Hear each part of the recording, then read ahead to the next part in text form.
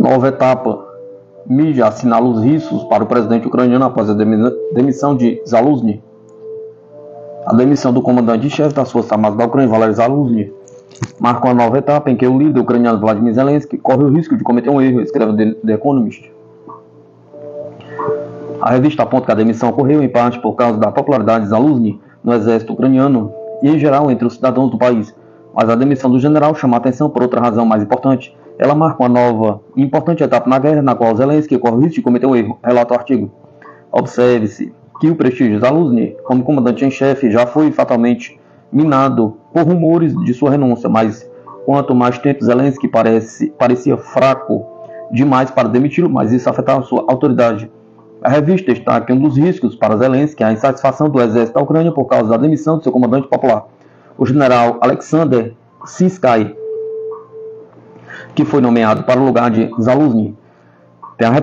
Tem a reputação de estar pronto para entrar em combate, mesmo que o preço em pessoas e equipamentos seja alto, diz a publicação. Esta é uma figura controversa que provoca uma reação agitada entre os oficiais da ativa. Alguns elogiam seu profissionalismo, enquanto outros dizem que ele aterroriza seus subordinados e comanda através do medo. Não acho que ele vai questionar as prioridades do seu presidente Zelensky. Quando ele assumir esse alto cargo, terá que suavizar seu estilo de comando e aprender a dizer a verdade às autoridades, detalha a revista. Também se observa que a demissão de Zaluzny pode ter consequências políticas, embora os que conheçam o general não o enxerguem como um político nato, ou um outro oligarca na Ucrânia pode vê-lo como um meio para cumprir suas omissões.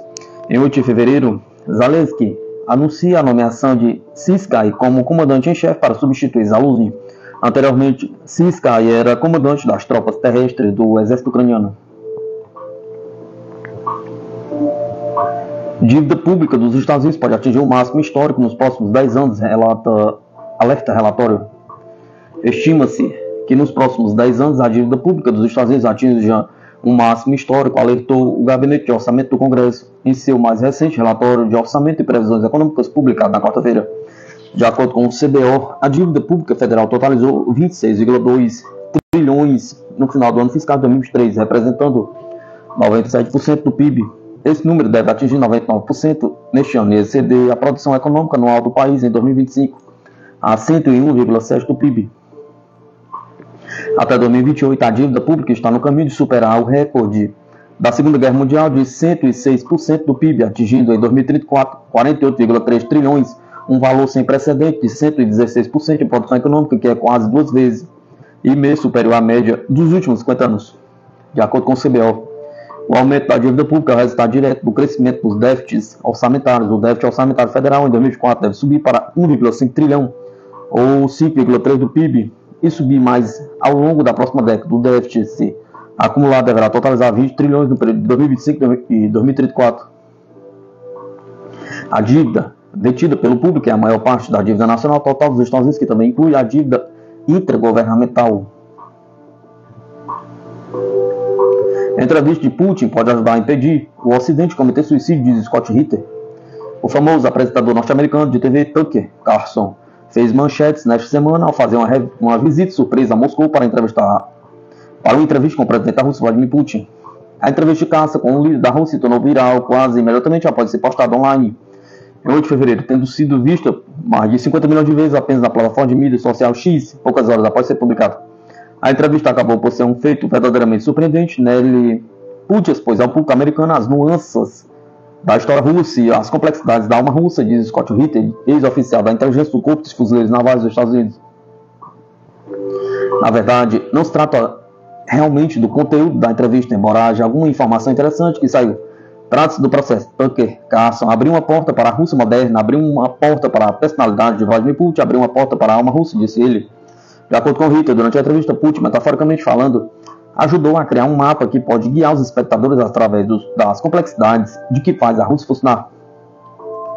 Enquanto ainda está por determinar quantos milhões de pessoas vão assistir a entrevista de Putin, Ritter argumentou que é uma das entrevistas mais importantes da era moderna, porque pode impedir o Ocidente, a Rússia, de entrar em guerra, de impedir o Ocidente de cometer suicídio. Todas as respostas para todas as plataformas que a Rússia e o Ocidente enfrentam hoje foram esclarecidas pelo presidente russo. Não há agenda oculta, não há, um código secreto que tenha que ser conhecido, explicou. Você só tem que conhecer a Rússia, tem que entender o que faz a Rússia funcionar. Você tem que entender o pensamento por trás das decisões do presidente russo, os motivos por trás da Rússia. Você tem que entender a Rússia.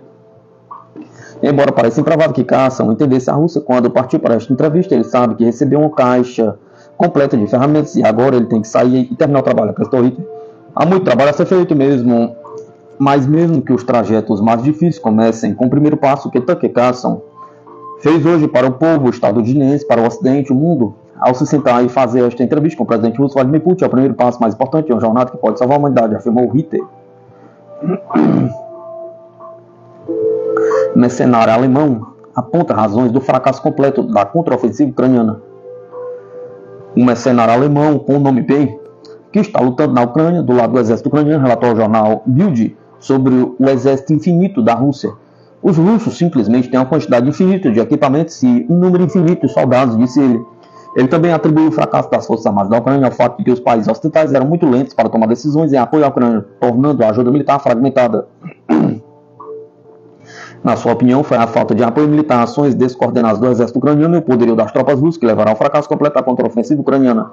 Na semana passada, o ministro da Defesa da Rússia, Sergei Shoigu, disse que as perdas das tropas ucranianas em janeiro ultrapassaram 23 mil pessoas. Ele observou que Kiev lança em combate às reservas restantes e apressadamente conduz a mobilização forçada para evitar o colapso da defesa. Falando sobre as perdas de equipamentos da Ucrânia, Shoigu disse que os militares russos destruíram mais de 3 mil peças de várias armas das tropas ucranianas, incluindo tanques alemães Leopard, veículos de combate de infantaria Bradley dos Estados Unidos, unidades de defesa antiaérea, Patriot, sistemas de lançamento múltiplos de foguetes HIMARS.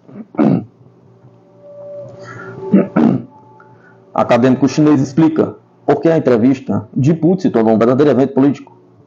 A entrevista do jornalista dos Estados Unidos, Tucker Carlson, com o presidente russo Vladimir Putin foi um verdadeiro evento político e ela é a principal. E ela é principalmente resultado da luta política nos Estados Unidos nas vésperas das eleições presidenciais no país. Disse a Sputnik o professor Xu Poling, da Academia Chinesa de Ciências Sociais. De acordo com o especialista chinês, diretor do Departamento de Economia da Rússia, no Instituto de Estudos da Rússia, Europa Oriental e Ásia Central, Carlson, um jornalista bem conhecido, ele foi demitido da mídia por causa de suas opiniões divergentes em relação ao conflito ucraniano. O fato de que sua entrevista se tornou um evento político é principalmente resultado de uma competição política feroz e luta nos Estados Unidos com o início do ano eleitoral presidencial, disse Poling. Ele destacou que Carlson veio entrevistar Putin superando certos obstáculos e afirmando que quer contar ao mundo a verdade sobre o conflito na Ucrânia.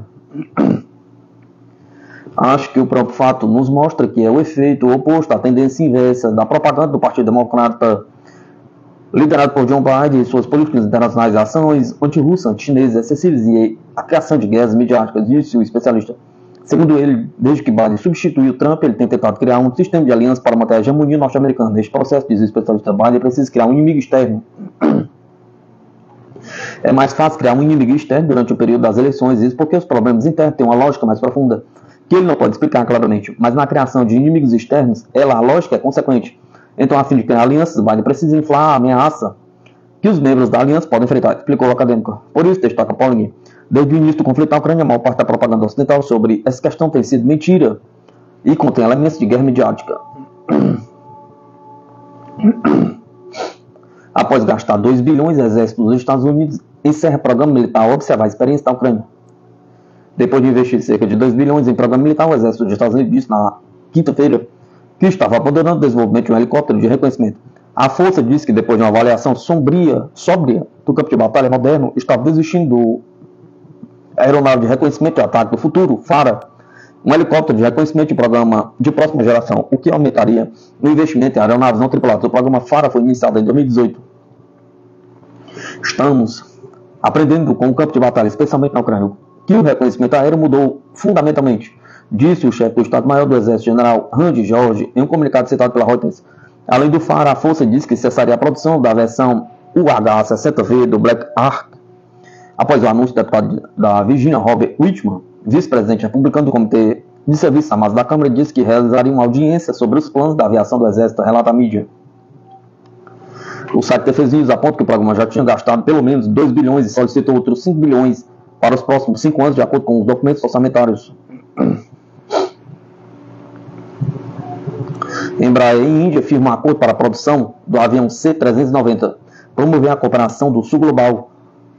A Embraer e Mahindra da Índia assinaram um memorando de entendimento nesta sexta-feira, 9/2/2024, para colaborar na garantia de encomendas de aeronave de transporte militar C-390 Millennium da Força Aérea da Índia. O memorando assinado na Embaixada do Brasil em Nova Delhi tem como objetivo obter pedidos para a aeronave no âmbito do próximo projeto de aquisição de aeronave de transporte médio da Força Aérea Indiana, disseram ambas as partes em um comunicado. Os próximos passos incluem entrar em contato com a indústria aeroespacial local para começar a desenvolver um plano de industrialização para o projeto de Embraer. A Índia é o mercado-chave para a Embraer e apoiamos totalmente as ambições da Índia. Vemos esta parceria como um símbolo do fortalecimento das relações entre o Brasil e a Índia, uma forma de promover a cooperação no Sul Global, disse o chefe da Unidade de Defesa e Segurança da empresa, Bosco da Costa Júnior. O C-390, avião de transporte militar mais moderno do mercado, pode transportar mais carga útil, 26 toneladas, em comparação a outros aviões de transporte militar de médio porte e voa a 870 km por hora. Até o momento, o C-390 Millennium foi selecionado por Brasil, Portugal, Hungria, Países Baixos, Áustria, República Tcheca e mais recentemente Coreia do Sul. Ex-colônias francesas na África pretendem criar moeda única e abandonar o franco. É viável? Pergunta.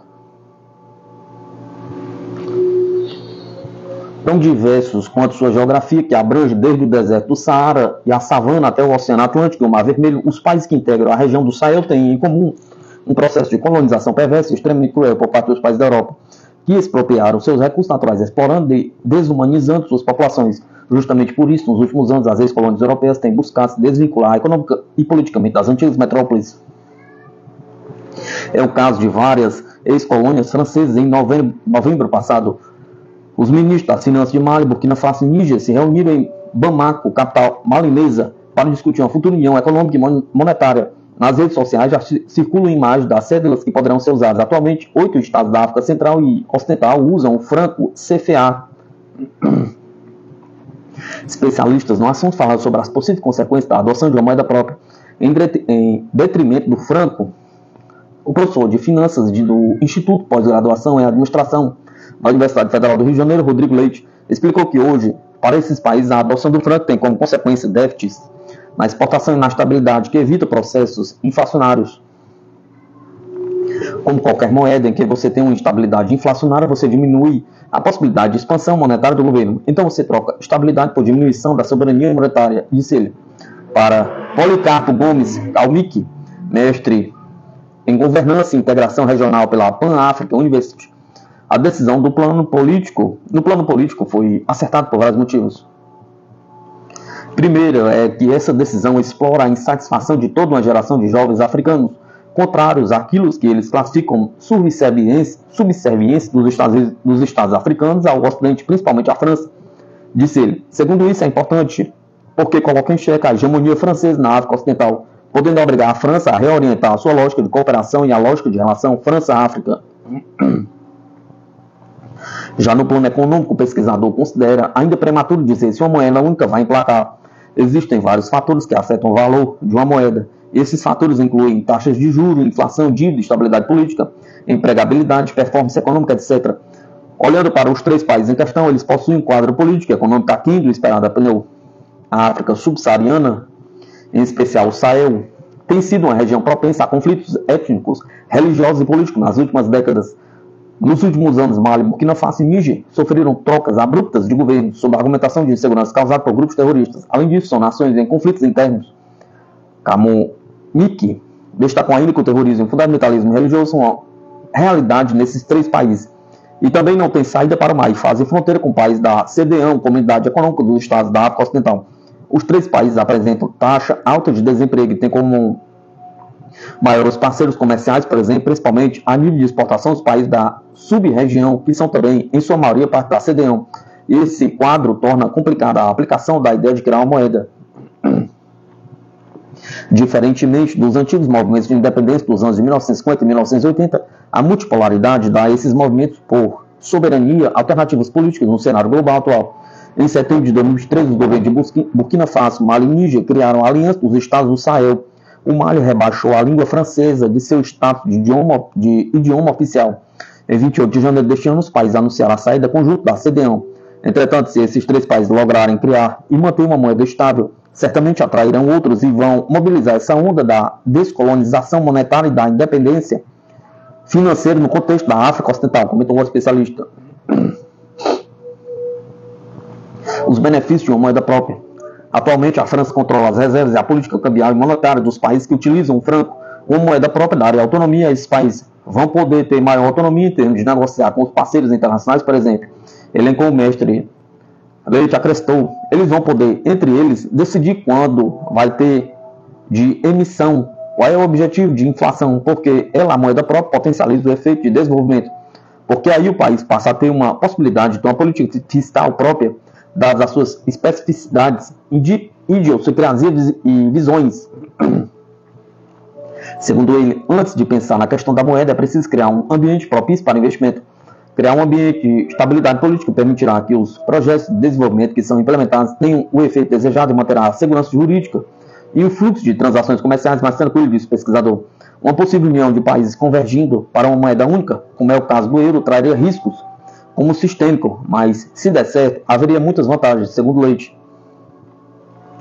Como bloco, eles teriam muito mais do ponto de vista da integração e a possibilidade de uma sinergia maior entre as economias, porque teria uma união monetária, uma união aduaneira também.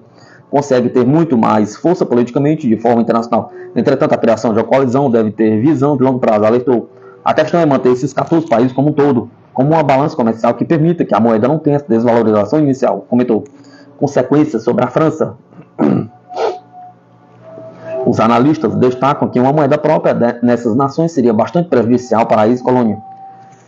A depender de como esses países quiserem desenvolver suas economias, isso pode afetar, porque esses países têm uma relação ainda bastante grande com a França, de importação e exportação, especialmente importação para a França, ponderou Leite. O Mickey destacou que a França precisa dos recursos naturais do Níger, de Burkina Faso e do Mali para manter as transações econômicas, bem como as posições geoestratégicas e geopolíticas no contexto africano.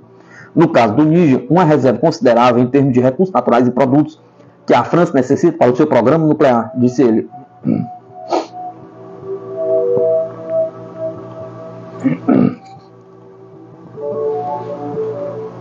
Israel ordena a evacuação do sul de Gaza. A autoridade palestina culpa os Estados Unidos e Egito envia tanques.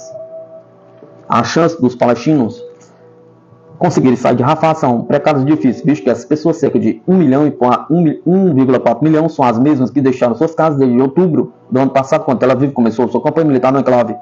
O primeiro-ministro israelense, Benjamin Netanyahu, solicitou na sexta-feira aos militares que apresentassem um plano para a evacuação de civis da cidade de Rafah, na faixa de Gaza, onde permanecem 4 batalhões do Hamas, segundo o seu gabinete. A operação em grande escala em Rafah exige a evacuação de civis na zona de combate. É por isso que o primeiro-ministro instruiu as forças de defesa de Israel e as estruturas de defesa a apresentar um plano duplo para a evacuação da população e a eliminação dos batalhões ao gabinete de ministros, disse o gabinete de Netanyahu em comunicado. É impossível para Israel atingir os seus objetivos militares na faixa de Gaza sem eliminar os restantes batalhões do Hamas, acrescentou o gabinete. O ex-enviado especial dos Estados Unidos para as negociações Israel-Palestina, Frank Lowenstein, que esteve envolvido em negociações de cessar-fogo anteriores, disse não acreditar que existe local onde a população da cidade de sul de Gaza possa ir. Os planos israelenses de evacuar civis de Rafah não deixam nenhum lugar para as pessoas irem e nenhuma maneira de as pessoas chegarem lá. Agora você está pedindo que eles se mudem? Para onde eles irão? Pergunta. Só acho que não há lugar para eles irem, afirmou Lowenstein, ouvido pela Sky News. Com a movimentação, o Egito enviou cerca de 40 tanques e veículos blindados de transporte pessoal para o nordeste do Sinai nas últimas 2 semanas, como parte de uma série de medidas para reforçar a segurança na fronteira com Gaza, disseram 2 fontes de segurança egípcias, segundo o jornal The Times of Israel. O gabinete do presidente da autoridade palestina, Mahmoud Abbas, repreendeu os planos de Netanyahu e disse que a medida visa expulsar os palestinos de suas terras. De acordo com a mídia, Abbas disse que responsabilizaria tanto o governo israelense como os Estados Unidos pelas repercussões do plano. Apelou ao Conselho de Segurança da ONU para tomar conhecimento, porque tomar esse passo ameaça a segurança e a paz da região e do mundo e cruza todas as linhas vermelhas. O presidente dos Estados Unidos, Joe Biden, disse na quinta-feira que a conduta de Israel na guerra é exagerada e que a crítica mais dura dos norte-americanos até agora ao seu aliado próximo. O Departamento de Estado disse que uma invasão de Rafah nas atuais circunstâncias seria um desastre. Contudo, foi a própria administração Biden, por meio do seu porta-voz de Segurança Nacional da Casa Branca, John Kirby, que declarou em outubro que não havia linhas vermelhas traçadas para a investida militar israelense, ao mesmo tempo que o governo norte-americano aprovou a venda de armas a Israel durante o conflito. Também hoje, Tel Aviv afirmou ao Egito e ao Qatar que rejeitou as exigências apresentadas pela Hamas quando respondeu às propostas relativas ao acordo de troca de prisioneiros. Até o momento, mais de 27 mil palestinos e 1.300 israelenses foram mortos desde o ataque do Hamas no dia 7 de outubro de 2023. Putin sabe que a aliança Rússia-China desafia a ordem internacional dominada pelos Estados Unidos, diz especialista. A entrevista do presidente russo Vladimir Putin ao jornalista americano Tucker Carlson indicou que o líder sabe que a aliança Rússia-China é um desafio para a ordem internacional de dominação dos Estados Unidos. Isso é o que pensa o professor titular de Relações Internacionais da Universidade do Estado do Rio de Janeiro, William Gonçalves. Em entrevista com o Putin, Gonçalves destaca o tratado de amizade ilimitada entre as duas nações, mencionado por Putin como elemento central na reconfiguração das relações internacionais, desafiando a hegemonia norte-americana. Rússia e China, comprometidas com o BRICS, estão empenhados em alterar a ordem internacional, promovendo uma abordagem mais democrática e respeitando o direito de soberania dos Estados Unidos, professor. Ao abordar as modificações por trás das ações dos Estados Unidos, ele cita as preocupações da elite norte-americana em manter sua preponderância global. O professor argumenta que o complexo militar industrial dos Estados Unidos se opõe a qualquer mudança na ordem internacional que possa ameaçar seus interesses econômicos e estratégicos. Os Estados Unidos não se conformam em perder a primazia, citando também a resistência estadunidense às mudanças propostas pelo BRICS. Sobre a resistência da economia russa às pressões do Ocidente, Gonçalves destaca a falha das tentativas ocidentais de isolar a Rússia. Ele aponta para o fortalecimento das relações econômicas entre Rússia, China e Índia e países africanos como uma resposta à estratégia de boicote liderada pelos Estados Unidos. A economia russa não apenas resistiu, mas também cresceu. Analisa sobre a situação na Ucrânia e os acordos de Minsk. Gonçalves endossa as críticas de Putin à postura do governo ucraniano de que o regime de Kiev não está propenso a negociar um tratado de paz. Ele atribuiu a responsabilidade pela frustração das negociatas, principalmente as ações de Kiev, que busca sabotar a aproximação dos russos de Donbass com a Rússia. O presidente Putin tem toda a razão a atribuir a responsabilidade à Ucrânia. Quanto à possibilidade de uma nova ordem internacional, Gonçalves enfatiza a necessidade de os países ocidentais se adaptarem a essa realidade emergente. Ele argumenta que uma ordem democrática soberana, com a proposta pelo BRICS, representa uma evolução inevitável. Uma nova ordem internacional democrática deve beneficiar exatamente a todos. Por fim, Gonçalves critica o apoio militar dos Estados Unidos à Ucrânia, destacando os interesses estratégicos por trás dessa intervenção em relação à assistência a Kiev, com a ajuda militar a Taiwan, na esperança de Washington de tentar desestabilizar os chineses. Ele argumenta que a Organização do Tratado do Atlântico Norte, liderada pelos Estados Unidos, instrumentalizou a Ucrânia como parte de sua estratégia para conter a influência russa na Eurásia, sacrificando os interesses genuínos do povo ucraniano em prol de uma agenda geopolítica. Os Estados Unidos têm um interesse direto, geoestratégico e econômico.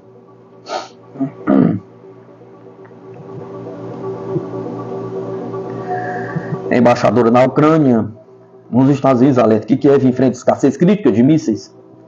Autoridades e aliados estrangeiros reconheceram que o impasse na ajuda teve impacto nas capacidades ucranianas no campo de batalha.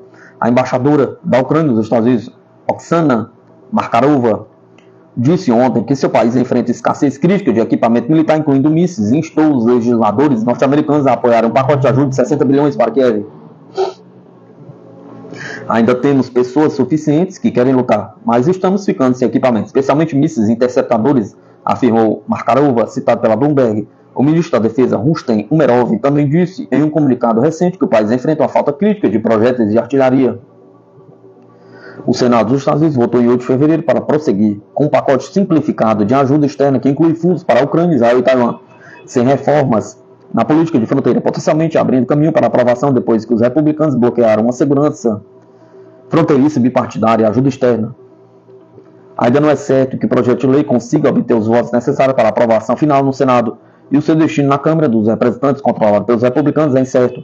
com o presidente da Câmara, Mike Johnson, prometendo que uma versão anterior do projeto de lei seria morto na chegada.